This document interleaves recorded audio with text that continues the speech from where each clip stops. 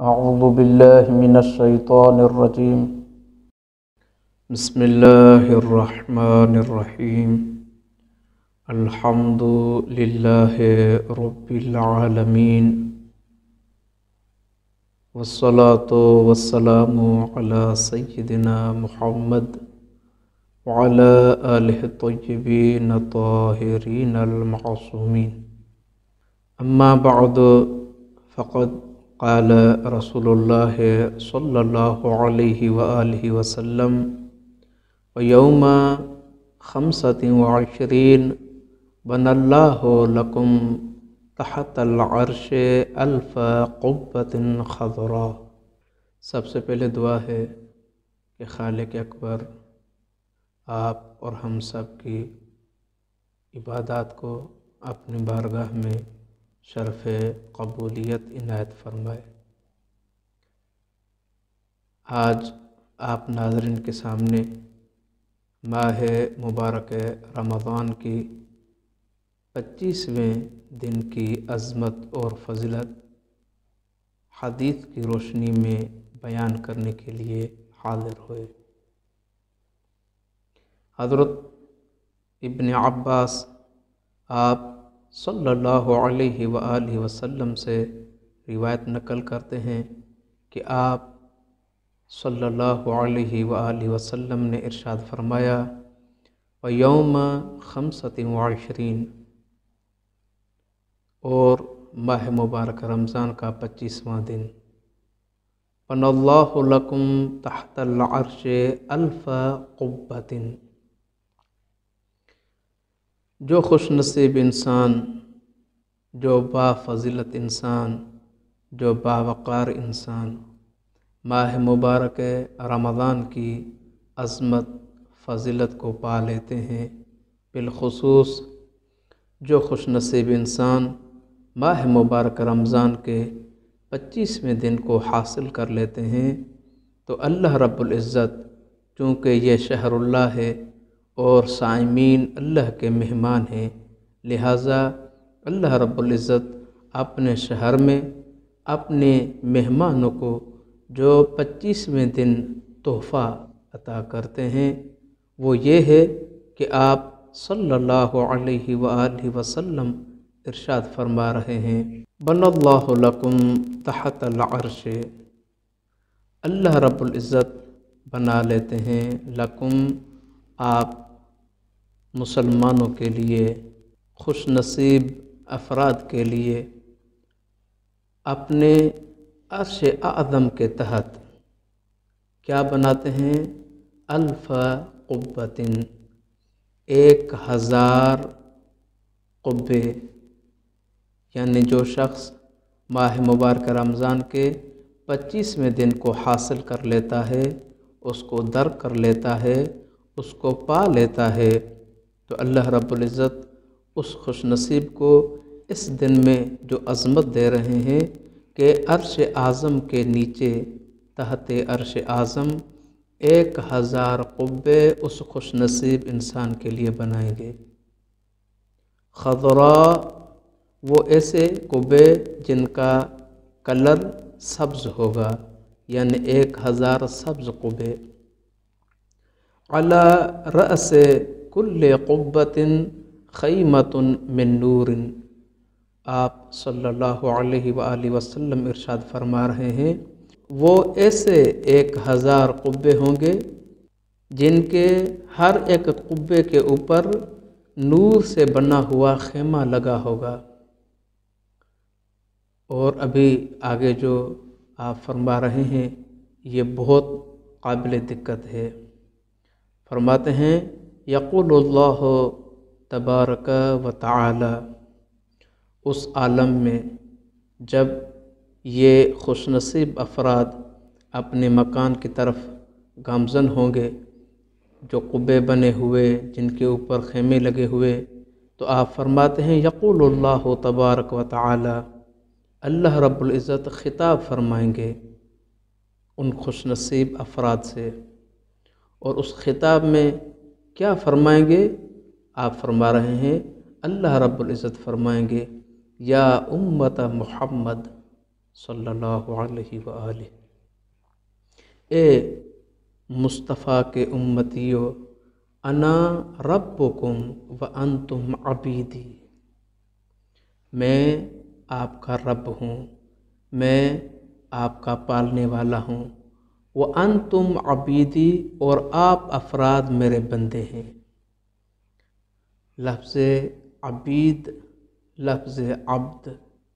بہت اہمیت کا حامل لفظ ہے، چونکہ آپ اگر مصطفیٰ صلی اللہ علیہ وآلہ وسلم کے لیے نماز میں جب تشہد پڑھتے ہیں تو کیا فرماتے ہیں؟ وَأَشْهَدُ أَنَّ مُحَمَّدًا عَبْدُهُ وَرَسُولُهُ، اور میں گواہی دیتا ہوں کہ حضرت محمد مصطفیٰ صلی اللہ علیہ وآلہ وسلم اللہ کے بندے ہیں، اور بعد میں کہتے ہیں اللہ کے رسول ہیں۔ لفظ عبد بہت اہمیت کا حامل ہے۔ جب اللہ رب العزت محمد مصطفیٰ صلی اللہ علیہ وآلہ وسلم کو معراج کی سعادت عنایت فرماتے ہیں تو اس میں بھی ارشاد فرمایا سبحان الذی اسری بعبدہ، پاک و پاکیزہ ہے وہ ذات جس نے اپنے بندے کو سیر کرائی۔ اور جب یہ سفر چلتا ہوا اس عظیم مقام پر پہنچتا ہے تو اللہ رب العزت سورۃ نجم میں فرماتے ہیں فَأَوْحَى إِلَىٰ عَبْدِهِ مَا أَوْحَى، بے شک وحی کی گئی اپنے بندے کی طرف۔ تو اللہ رب العزت جو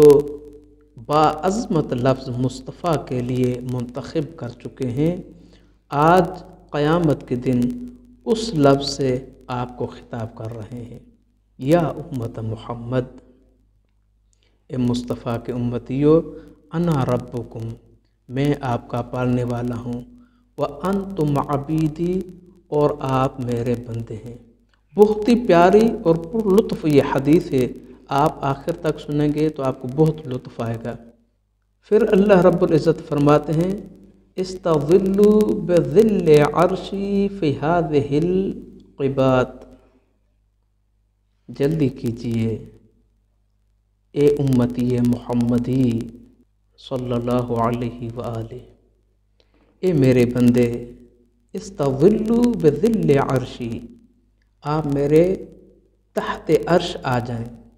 فی ہذہ القبات، ان قبوں میں، وَكُلُوا وَاشْرَبُوا ہَنِيًّا، کھائیں پئیں، آپ کو مرحبا کہتے ہیں۔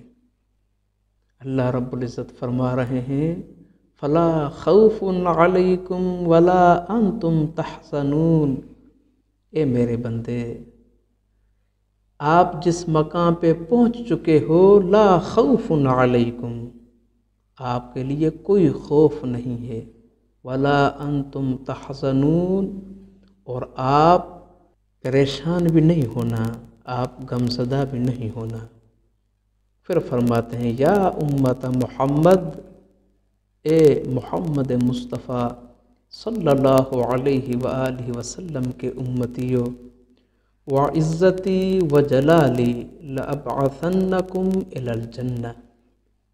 مجھے اپنی عزت اور جلال کا قسم ہے، لأبعثنکم، بے شک یقیناً بے یقیناً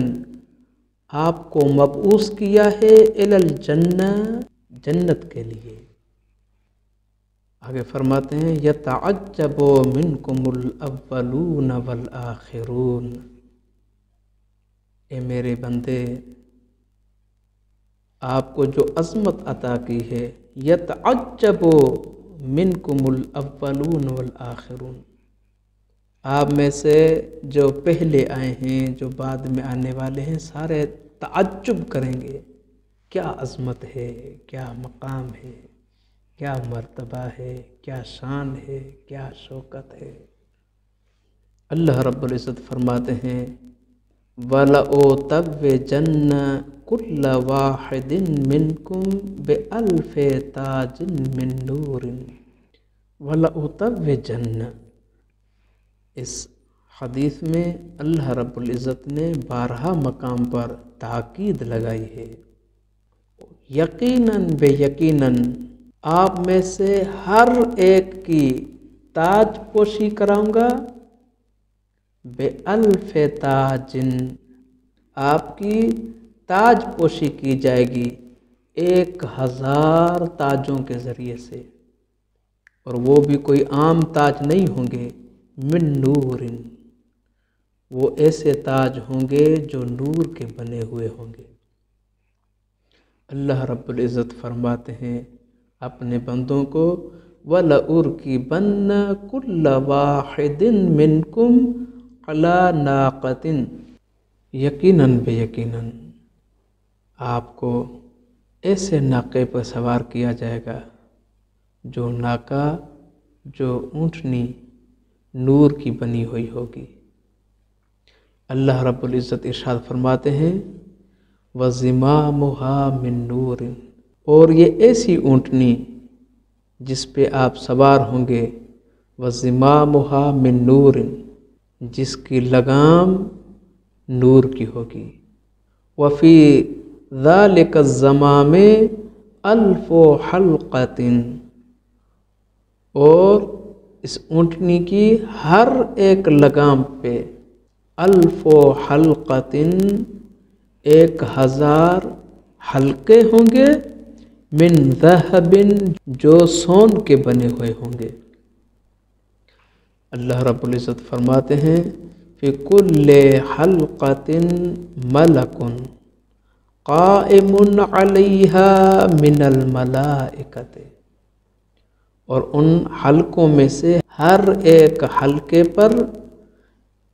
فرشتوں میں سے ایک ایک فرشتہ قائم ہوگا، اور اس فرشتے کی صفت یہ ہوگی، بے ید کل ملک عمود من نور، جس کے ہر ایک فرشتے کے ہاتھ میں نور کی بنی ہوئی عصا ہوگی، یعنی دوسرے لفظوں میں اس اونٹنی کو چلانے کے لیے آپ کو کوئی زحمت نہیں کرنی پڑے گی، اس کو چلانے کے لیے بھی اللہ کے فرشتے ہوں گے، وہ اونٹنی بھی نور کی ہوگی، اس کی لگام نور کی ہوگی، اس میں حلق سون کے ہوں گے۔ اللہ رب العزت فرماتے ہیں، حتی یدخل الجنت بغیر حساب، یہاں تک کہ وہ اونٹنی چلتی چلتی چلتی آپ کو لے کر یدخل الجنت، جنت میں داخل ہوگی، بغیر حساب، بغیر کسی حساب کے۔ اللہ سے دعا ہے کہ ہمیں ان خوش نصیب افراد میں شامل فرمائے جو ماہ مبارک رمضان کے 25ویں دن یہ سعادت حاصل کر سکیں،